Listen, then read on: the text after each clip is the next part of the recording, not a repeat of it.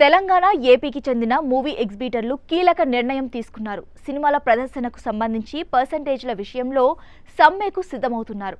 ఇకపై అద్దె ప్రాతిపదికన సినిమాలను ప్రదర్శించలేమని, పర్సెంటేజ్ రూపంలో చెల్లిస్తేనే ప్రదర్శన కొనసాగిస్తామని స్పష్టం చేశారు.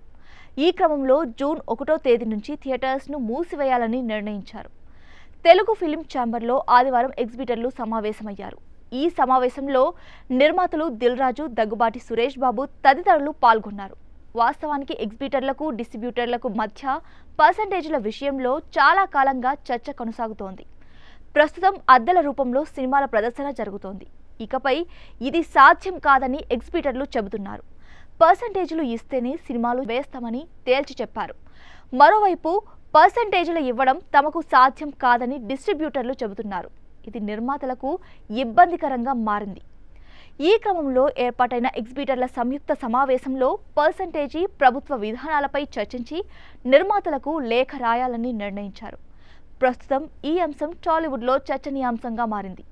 త్వరలో విడుదలయ్యే సినిమాలపై ఈ ప్రభావం పడే అవకాశం ఉంది.